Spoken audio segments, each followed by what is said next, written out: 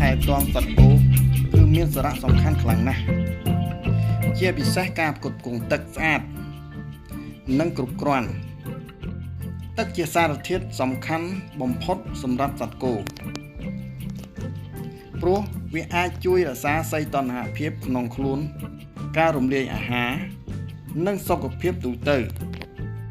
1. សារៈសំខាន់នៃទឹកសម្រាប់សត្វគោសត្វគោត្រូវការទឹកច្រើនជាងពេលធម្មតានៅពេលដែលអាកាសធាតុក្តៅ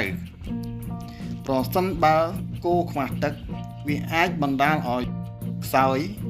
និងអស់កម្លាំងការស៊ីអាហារថយចុះសម្រាប់គោទឹកដោះគឺផលិតកម្មទឹកដោះថយចុះហើយបណ្ដាលឲ្យគោងាយមានជំងឺ 2. ពេលវេលាសមស្របក្នុងការនាំគោទៅផឹកទឹកនៅពេលថ្ងៃក្តៅខ្លាំងគួរនាំគោទៅផឹកទឹកព្រោះអាកាសធាតុក្តៅខ្លាំងអាចធ្វើឲ្យគោមានសភាពតានតឹង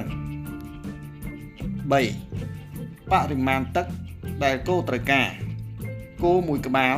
អាចត្រូវការទឹកប្រហែលពី30ទៅ60លីត្រក្នុងមួយថ្ងៃហើយនៅពេលថ្ងៃក្តៅខ្លាំងអាចត្រូវការច្រើនជាងនេះដូច្នេះម្ចាស់គោត្រូវធានាថាមានទឹកគ្រប់គ្រាន់ជានិច្ច 4. គុណភាពទឹកដែលផ្ដល់ផ្គត់ផ្គង់ឲ្យគោត្រូវតែជាទឹកស្អាតមិនមានសារធាតុពុលមិនមានក្លិនស្អុយ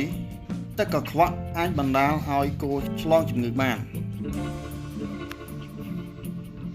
5. វិធីការពារកម្ដៅថ្ងៃសម្រាប់គោក្រៅពីផ្គត់ផ្គង់ទឹកគួរធ្វើដូចខាងក្រោម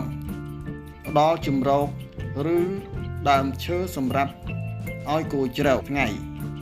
ហើយដែលមានខ្យល់ចេញចូលល្អបាញ់ទឹកឲ្យគោត្រជាក់នៅពេលចាំបាច់ 6. សង្កេតសុខភាពគោម្ចាស់គោសង្កេតអាការៈដូចជាដង្ហើមលឿនគោឈប់ស៊ីអាហារគោឈរមិនស្រួលបើឃើញអាការៈទាំងនេះគួរនាំគោទៅកន្លែងត្រជាក់និងដល់ទឹកភ្លាមៗការនាំគោមកផឹកទឹកពេលអាកាសធាតុក្តៅខ្លាំងគឺជាការងារសំខាន់សម្រាប់ការរស់រានមានសុខភាពល្អនិងការផលិតល្អរបស់គោម្ចាស់គោត្រូវយកចិត្តទុកដាក់នៅពេលវេលាបរិមាណនិងគុណភាពទឹកដើម្បីការពារគោពីបញ្ហាក្តៅខ្លាំងនិងជំងឺផ្សេងៗ